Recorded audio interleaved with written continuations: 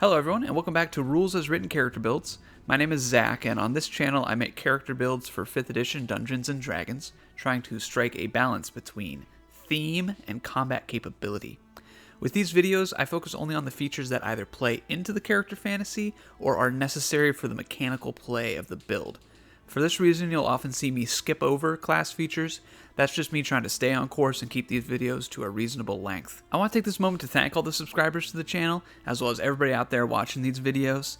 The channel is almost to 500 subscribers now, and watching the discourse in the comments, everyone's feedback on the videos, it's been really rewarding for me. I made this channel as an outlet for my character build concepts.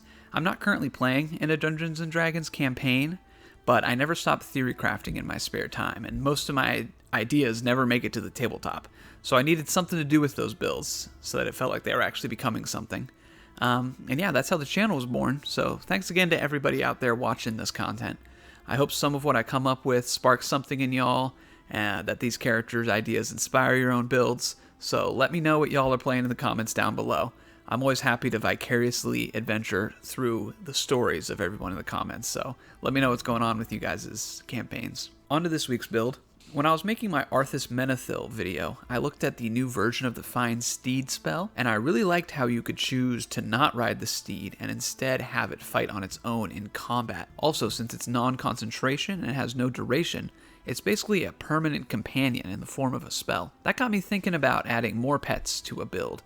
Not exactly a summoner type character, but more like a character who has pets with them all the time.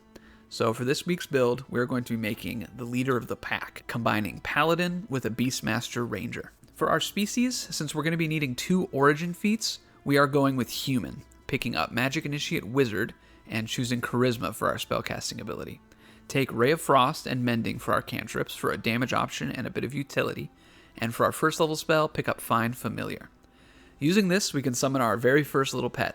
Owl is the most optimal choice for the super mobile help action and the flyby feature, letting it pass through melee without provoking opportunity attacks. For our ability scores, we have quite a few multi-classing requirements between Paladin and Ranger. We need at least a 13 in our Strength, Charisma, Wisdom, and Dexterity. So what we're going to try and do here is meet those requirements and then pile as much of our features as we can into Charisma. So for our ability scores, Strength of 13, Dexterity of 13, Constitution of 11, Intelligence of 8, Wisdom of 14, and Charisma of 14. This actually ends up as a pretty well-rounded character. We only have 1 -1. For our background, we're going to take Far Traveler. This isn't a player's handbook background, so we can choose our own ability scores and origin feat. Put our +2 into Charisma and our +1 into Constitution. For our origin feat, once again, take Magic Initiate. This time we're going to go with Druid, and we're once again going to choose Charisma for our spellcasting modifier. For our cantrips, take Guidance and Shillelagh. Guidance is always nice to have, but mainly we want Shillelagh.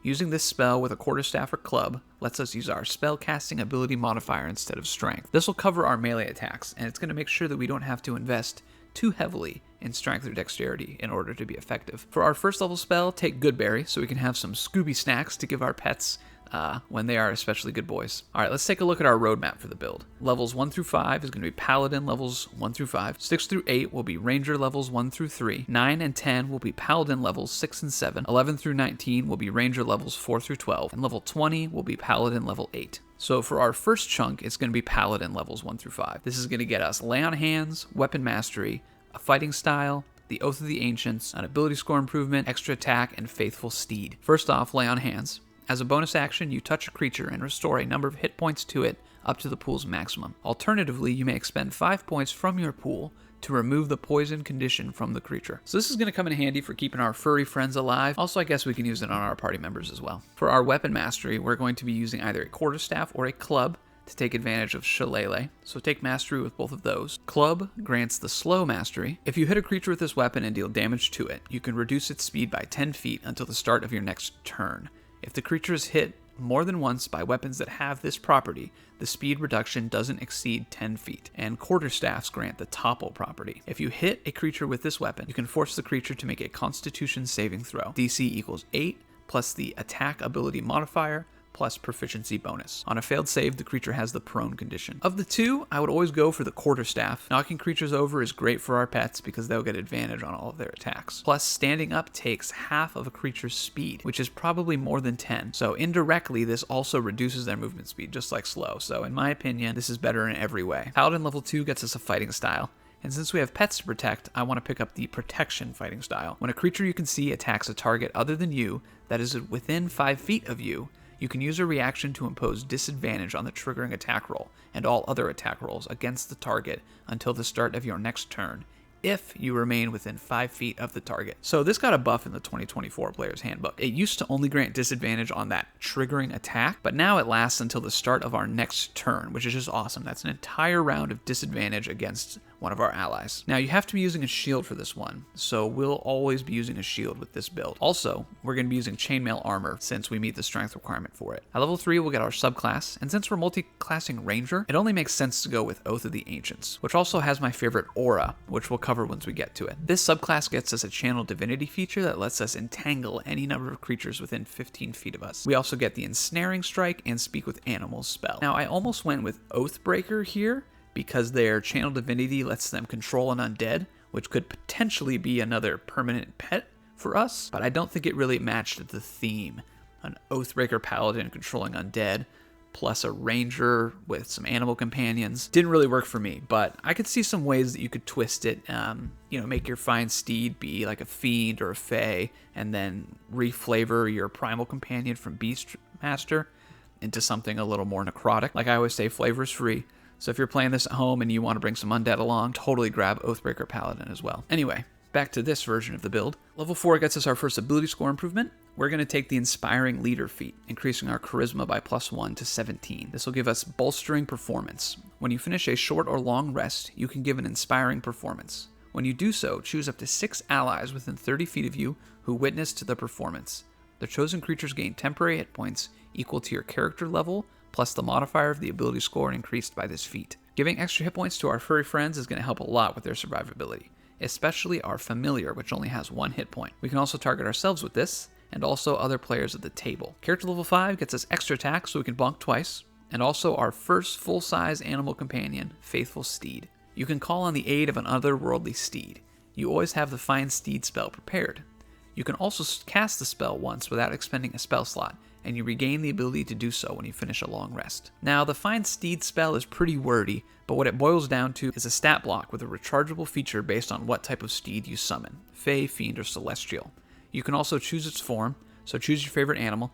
If you want a wolf companion, bear, moose, whatever you fancy. It takes its turn on your initiative and acts as a controlled mount while you are riding it. Controlled mounts are great. They greatly increase your mobility and your action economy. However, controlled mounts can't attack, and we want a combat pet. So most of the time, don't ride the steed. It will still act on your initiative, so you can interlace its turn with your own. Make sure to keep it within 5 feet of you so you can take advantage of the Life Bond feature, where you share healing spells and your protection fighting style. The steed's hit points and armor class scale with the spell slot level that was used to cast it, not your level in the Paladin class. So we don't mind leaving Paladin for now. Now we're heading into Ranger for 3 levels to get the Beastmaster subclass. Ranger levels 1 through 3 is going to get us a fighting style and Beastmaster. At Ranger 2, character level 7, we'll get another fighting style. I'd go for defense here, personally. We don't have a lot of hit points thanks to this 12 constitution, so avoiding some hits will be good. But if you're more into damage, take the dueling fighting style for an extra 2 damage on all your weapon attack rolls. Next, at Ranger 3, we'll get our subclass, and of course it's Beastmaster. This gets us the Primal Companion feature. You summon a primal beast, which draws strength from your bond with nature. Choose its stat block. Beast of the land, beast of the sky, beast of the sea. The beast is an ally to you and your allies, and obeys your commands. It vanishes if you die. So each option is unique, and you should cater it to your needs. Again, you can choose what animal it looks like. Match your Find Steed if you want a pack. You get 2 wolves, or if you're looking for more of like a mixed bag, sort of like your character is adopting all these misfit animals, you could choose a different one. You could have like a leopard and a wolf, or like a bear and a moose, anything like that. Now, this beast shares your initiative, just like our Find Steed does. However, while it can still move and take reactions, it can't attack unless we use a bonus action to command it. So this will be our use of our bonus action from here on out. The beast's attacks use our wisdom for their attack and damage rolls. And since our wisdom is only 14, these attacks will be slightly worse than our Find Steed attacks, which are on our charisma. However, it does add our proficiency bonus to all of its skill checks and saving throws. Now, since we officially have our third pet, let's head back into Paladin to grab some auras to protect our furry friends. Paladin levels 6 through 7 is going to get us Aura of Protection and Aura of Warding. So that'll be character level 9 that we get that Aura of Protection. You radiate a protective, unseeable aura in a 10-foot emanation that radiates from you. The aura is inactive while you have the incapacitated condition. You and your allies in the aura have a bonus to saving throws equal to your charisma modifier. Minimum bonus of +1. If another paladin is present, a creature can benefit from only one aura of protection at a time. The creature chooses which aura while in them. Now, our goodest boys are going to be getting +3 to all their saves while they remain in that aura. And our primal companion from Ranger is already adding our proficiency bonus to their saving throws, meaning that their modifiers are now astronomical. That's some pretty cool synergy we're seeing here. Character level 10 gets us our Aura of Warding from Oath of the Ancients. Ancient magic lies so heavily upon you that it forms an eldritch ward, blunting energy from beyond the material plane. You and your allies have resistance to necrotic, psychic, and radiant damage while in your Aura of Protection. So this was changed in 2024. It used to give resistance to damage from spells, so it's a bit weaker now. Now it would apply to non-spell damage of those 3 types, so weaker but also a little different. So now that we can protect our furry friends with our auras, it's time to go back into Ranger for a while and further scale our primal companion. Ranger levels 4 through 12 is going to get us an ability score improvement, the Summon Beast spell, exceptional training, another ability score improvement, the Conjure Animals spell, Bestial Fury, and an epic boon. At character level 11, we'll get our first Ranger ability score improvement, and we're using our Charisma for a lot of things right now, so let's bump it up to 19. At Ranger level 5, we get second level Ranger spells, so we can now take the Summon Beast spell. This has an expensive material component. It costs 200 gold pieces, but once we acquire it, we can summon a beast which is very similar to our primal companion. We'll choose its form, air, land, or water. This creature also shares your initiative, but it takes your turn immediately after you, and it follows your command. However, it doesn't require you to take any action to order it around, so it's pretty independent action economy wise. Just like our Find Steed, this companion scales off of the spell level used to cast it, not your character level. So always drop your highest level spell slots first on your Find Steed, since it's permanent, and secondly on your Summon Beast. Ranger level 7 gets us exceptional training. When you take the bonus action to command your primal companion beast to take an action, you can also command it to take the dash, disengage, dodge, or help action using its bonus action. In addition, whenever it hits with an attack roll and deals damage, it can deal your choice of force damage or its normal damage type. So our familiar is already lending the help action each turn, so one more help is pretty nice. That, along with our topple mastery here, means that most of the time our allies should be swinging with advantage. For our Ranger level 8 ability score improvement, we're going to increase our Charisma and our Wisdom by +1 each to 20 and 15 respectively. At Ranger level 9, we'll get 3rd level Ranger spells, and we can take the Conjure Animals spell. This is an interesting one. It doesn't explicitly summon a creature you can control, but it does create an area of effect that deals slashing damage to enemy creatures that move or end their turn within 10 feet of it. And you can move the area when you move, dealing the same slashing damage to any creature that the area moves within 10 feet of. However, this damage can only be applied once per turn. So the aesthetic here is that you're summoning an entire pack of animals, and they're attacking everything that comes close to them, as well as moving when you move and attacking everything they get near. It's basically the Ranger/Druid version of Spirit Guardians. However, it is concentration, just like Summon Beast, so we can't use both of these at the same time. Personally, I prefer Summon Beast because it's a concrete creature that you can control, plus it can soak up some hits. However, Conjure Animals is going to be putting out a lot more damage. Ranger level 11, character level 18 gets us our final feature from Beastmaster, Bestial Fury. When you command your primal companion beast to take the beast's strike action, the beast can use it twice. In addition, the first time on each turn it hits a creature under the effect of your Hunter's Mark spell, the beast deals extra force damage equal to the extra damage from that spell. So this is just more damage here. With this feature, our primal companion is definitely our strongest pet. Our last Ranger level is an ability score improvement, and since we're now character level 19, we can take an epic boon. Since our constitution score is so low, we'll be taking the Boon of Fortitude. Ability score increase one ability score of your choice by 1 to a maximum of 20. Fortified health. Your hit point maximum increases by 40. In addition, whenever you regain hit points, you regain additional hit points equal to your constitution modifier. Once you've regained these additional hit points, you can't do so again until the start of your next turn. So for ability score increase, we're going to be putting that into Wisdom, bumping it up to a 16 for the +3 modifier. Extra hit points is what we really need from this feat. With our 12 constitution, we're in need for some hit points. And also, we have a lot of ways to heal ourselves with our Lay on Hands, the Cure Wounds spell, Healing Word spell, or even our Find Steed's Celestial Touch feature. This is going to benefit all of those. For our final level, we'll head back to Paladin for the level 8 ability score improvement. I wanted to grab a second epic boon here, but looking through the list of epic boons, I don't really think any of them are necessary for this build. I think we'd get a lot more out of increasing our wisdom to 18, which is going to increase the attack and damage of our primal beast and our summoned beast, as well as the spell save DC of any of our ranger spells. But if you think another epic boon would go really well with this build, just let me know in the comments down below. I'd love to know what you're thinking. And that's the build. So this is a really fun one to visualize playing. It's a well-armored player character with a small handful of animal companions following us around. In combat, we're going to be an absolute advantage-generating machine. Our familiar will be using the help action every single turn. Whenever our character attacks somebody with our quarterstaff, we can topple that enemy to give advantage on all melee attacks against the target until they get back up. And eventually our primal beast can even use